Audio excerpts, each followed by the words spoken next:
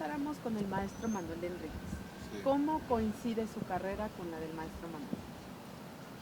Pues es una cosa muy interesante, incluso un poco curiosa. La primera vez que yo vi a Manuel Enríquez, ya tenía yo nociones de él, pero la primera vez que lo vi fue cuando en el verano, debe haber sido junio de 1973, asistí yo a un concierto en el Palacio Bellas Artes que tocaba la Sinfónica Nacional. Fui invitado por uno de los violinistas, me otorgó boletos de cortesía y me tocó estar creo que en la cuarta fila de Luneta y descubro que justo en la siguiente fila de la quinta estaba Manuel Enríquez sentado. Creo recordar que estuvo ahí junto con Joaquín Gutiérrez Heras, pero no estoy seguro. El hecho está en que el concierto empezó con esta maravillosa obra de Blas Galindo, Sones de Mariachi. El director era un director huésped. Recordemos que aquellos años la Sinfónica duró como 7, 8 años sin director, después de la debacle con Carlos Chávez y eso. Y en esa ocasión llegó un director huésped norteamericano. Y la obra pues aparentemente salió muy mal. Yo apenas estaba realmente empezando a hacer cosas importantes en la música sinfónica y no conocía bien la obra, no tenía tampoco una capacidad así a fondo como para juzgarla. Pero tan pronto terminó la obra, Manuel Enríquez dijo, esto es lo que pasa cuando se trae un director que no conoce nada de música mexicana. Con lo cual yo deduje que había salido pues no muy bien, digamos, la exposición de esa maravillosa pieza mexicana. 2 años después ya lo encontré de manera personal en Viena. Manuel había sido invitado por el entonces embajador de México en Viena, el doctor, ¿cómo se llamaba? No recuerdo el nombre, pero era un embajador con una gran preocupación y una gran convicción sobre la producción artística de México. Jorge Eduardo Navarrete era su nombre, incluso llegó a ser subsecretario en Relaciones y creo que en la Secretaría de Energía. Jorge Eduardo Navarrete tenía la tradición, la costumbre, incluso en sus posiciones como subsecretario, de que en las fechas, ya sea de Navidad o de la conmemoración del grito de independencia, siempre encargaba obras a compositores mexicanos para que se tocaran en un concierto que él organizaba o patrocinaba una grabación de obras mexicanas y que la tenía como su tarjeta de presentación. Así lo hizo en Viena, invitó para la ceremonia del grito de ese año a Manuel Enríquez, que entonces estaba pasando una temporada en París, y Manuel llegó a ofrecer un recital de música para violín solo con sonidos electrónicos, piano. Y ahí fue donde ya lo conocí, ya de manera más personal, también porque el entonces agregado cultural de México en Viena era el maestro Fernando Ávila, un gran director de orquesta, fue muy amigo mío y también era muy conocido de Manuel. Total, coincidimos en casa de Fernando Ávila, platicamos muchas veces y así fue cuando se entabló ya una relación más cercana a Manuel Enríquez. Cuando ya regresé yo a México en el 79 para asumir primero una posición como director asociado de la Sinfónica Nacional, no, fue en el 78, perdón. La primera obra que yo dirigí con la Sinfónica Nacional, ya como director asociado de la Sinfónica en el Palacio de Bellas Artes, fue una obra orquestal de Manuel Enríquez, precisamente. Una obra que se ha tocado poco, se llama See Liebet. Él me la recomendó, que le gustaría que se tocara. Estaba muy contento, me felicitó mucho y muchos de los integrantes de la orquesta también por esa exposición que se logró. Y pues eso dio pie a una relación de muchos años, hasta su fallecimiento en el 94, que me permitió conocer a fondo la música de Manuel. Creo que es un motivo de orgullo para mí el que tengo en mi haber el haber dirigido ya más de 45 obras de Manuel Enríquez, algunas de ellas, varias de ellas en la escena mundial. He grabado también como unas 20 o quizá más obras de él, muchas de ellas en la primera grabación histórica que se hace, incluso fui intermediario para que le comisionara algunas obras. Por lo tanto, pues me parece que ha sido para mí una relación afortunada.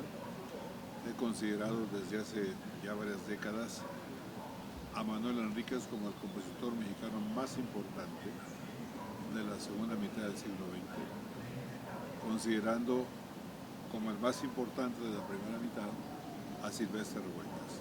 O sea que estamos hablando de lo más grande de la producción musical clásica o de concierto de México. ¿Cómo se estudia la obra del maestro Enríquez para lograr una interpretación? Hemos hecho varias entrevistas y la gente coincide en que no hay una interpretación tan impecable, tan emotiva, tan como la que hace usted de la obra del maestro Enríquez. ¿Cómo se llega a ese punto? Gracias por ese comentario, lo aprecio, de verdad. Yo creo que aquí uno de los requisitos que se tienen para los que somos, en este caso, pues también directores de orquesta o ejecutantes de algún instrumento, es que uno encuentre una identificación con la obra, una identificación, por un lado, emocional, sentimental incluso, por otro lado, cultural, y por otro lado, como en el caso de Manuel Enríquez y de otros compositores contemporáneos, la capacidad de reconocer en esas obras su magnífica factura. Es decir, son obras, en el caso específico de Manuel Enríquez, que en todo momento reflejan que es una obra que está construida, como decimos coloquialmente, con todas las de la ley. Es decir, no se nota en ningún momento que haya tenido una ocurrencia, que dejó algo desatendido, que no tenía el oficio en ese pasaje, que se le olvidaron detalles. Eso en ningún momento aparecerá en ninguna obra de Manuel Enríquez. De hecho, creo que de las obras mexicanas para todo tipo de instrumentos orquestales y corales, de todo lo que yo conozco, que no es poco, la obra de Manuel Enríquez es la que mejor y más precisa se ha escrito.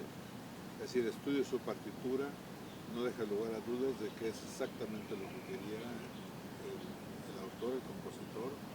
Incluso hablando de pasajes en donde hay una participación tremenda de todo el aparato orquestal, en muchísimas voces diversas, y es incluso fascinante ver cómo hasta en los mínimos detalles exige Manuel Enríquez la manera de ejecutarse el pasaje o la nota o el efecto musical o dramático que se quiera alcanzar.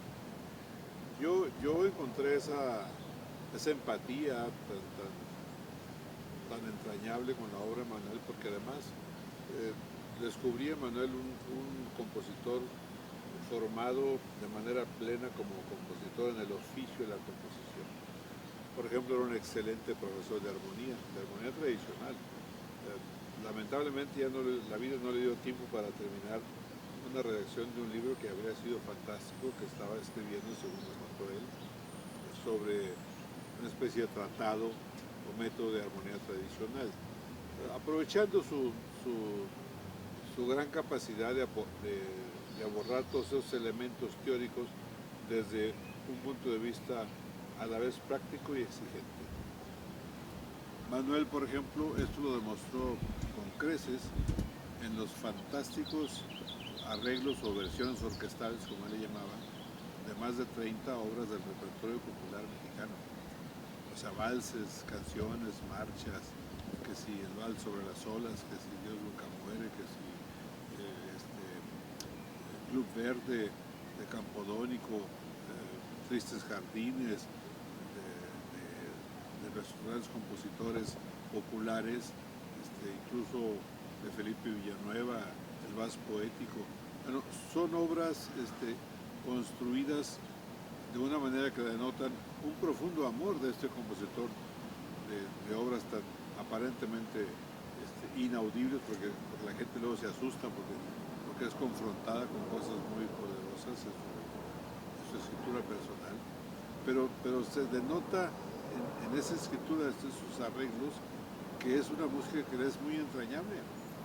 Pues es música popular, como digo, del siglo XIX, valses y polcas y demás, Y eso es lo que yo admiro mucho de este compositor tan multifacético, tan flexible, con tanta riqueza expresiva, que lo hace, yo insisto en ello, en mi convicción, lo hace el más importante de la composición mexicana en la segunda mitad del siglo XX. En su condición de director y él de compositor, ¿se acercaba él cuando estaban haciendo el montaje de alguna obra para hacer algún comentario? Sí, de hecho, varios de los discos que grabé, ya estando yo en Guanajuato con la Filarmónica del Bajío y luego con la Filarmónica de Querétaro, él los produjo. Y por lo tanto estuvo presente en todas las sesiones de grabación e incluso creo que algunos de los últimos ensayos en los que yo siempre pues comentaba con él, a ver, dime Manuel, ¿cómo ves esto? ¿Está bien hecho? ¿Quieres que cambie algo? ¿Qué te parece? Y pues para mi satisfacción, no quiero ser malinterpretado en ello, fueron mínimos los comentarios que alguna vez me hizo Manuel para cambiar X cosa. Sí fueron varios comentarios que hizo muy, muy elogiosos de obras mías que yo he hecho como arreglista de, por ejemplo, de música popular. Él estuvo presente pues como testigo de honor cuando dirigí el concierto de inauguración del Centro Cultural de Tamaulipas. Fue el 8 de enero de 1987 y en aquella ocasión, que fue un concierto muy memorable, compuse para ese efecto una pieza para orquesta basada en temas populares de Tamaulipas y que para todos fue una sorpresa porque nadie esperaba que se tocara eso, y Manuel me elogió mucho esa pieza que se conoce como Saludo Tamaulipeco y que ha sido tocada en muchas partes del mundo, incluso siempre con ese reconocimiento que ya Manuel le había otorgado en su estreno mundial. Muchos lo recuerdan como un hombre muy disciplinado, estricto, pero también hablan siempre de su calidad humana. ¿Cómo era él fuera del trabajo? Pues yo he tenido la oportunidad de tratar con mucha cercanía con verdaderos genios, con gente de una grandísima trayectoria. Y lo que siempre he encontrado en estos personajes es que por un lado son gente de una altísima autoexigencia, por otro lado son en muchos sentidos intolerables ante la mediocridad. Se exacerban, se irritan fácilmente cuando se les quieren imponer cosas muy mediocres o de baja calidad. Y Manuel no era una excepción. De hecho, en alguna ocasión fui testigo de un pleito más o menos fuerte que tuvo con cierto personaje de una orquesta porque no entendía que lo que estaba escrito estaba tocando lo que le daba la gana, dijera. Y Manuel pues se molestó mucho, subió al escenario, se fue hasta donde estaba esta persona y le explicó pues casi a gritos cómo tenía que tocar eso, porque no podía tolerar. Le dije, que no puede ser que si eres músico profesional no entiendas cómo se tocan estas cosas. Y comentarios de esa naturaleza. Para algunas gentes eso fue como muy revelador de una postura que llaman irascible o de difícil trato. Yo no creo que ese sea el caso. Yo lo que creo es que era tal la exigencia consigo mismo, siempre, a la hora de componer, de dictar conferencias, de tocar como solista, violinista, y por lo tanto aplicaba esa misma exigencia a la hora de la ejecución de sus obras. Yo creo que eso es lo que dimensionaba su capacidad humana como tal, porque el ejercicio artístico no está de ninguna manera alejado de la naturaleza humana. Yo creo que es la máxima expresión de la naturaleza humana. En su amplio catálogo, si se hiciera una selección de obras que definieran las etapas del maestro Manuel Enríquez, ¿qué obras serían infaltables? Uy, o sea, esa sí es una pregunta difícil, porque como se ha dicho, el catálogo es amplísimo, de muchas vertientes. O sea, está lo que es la música para instrumento solista. Por ejemplo, empieza una suite para piano que se llama A Lápiz, que es toda aleatoria, fabulosísima pieza. Tiene otras piezas para dos pianos, tiene para orquesta de cuerdas, pues, otras obras maravillosas como la suite en estilo antiguo, la música incidental, su concierto para los violines. Hay una pieza que le encargó el Conservatorio Nacional de Música y que se estrenó en el conservatorio por el año 62, que es para violonchelo solo y orquesta de cuerdas, y es una obra maestra grandiosa también. Y luego están las obras aleatorias para conjuntos de cámara de diversa formación. Por ejemplo, Políptico, que es una obra para 6 percusionistas, muy exigente.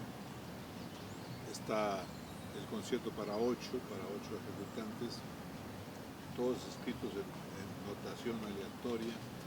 Está su obra Él y Ellos para un violín solista con 11 instrumentos diferentes que están interactuando todo el tiempo de manera solista, y las maravillosas obras orquestales, o sea, Si Libre, Fases, la sonatina,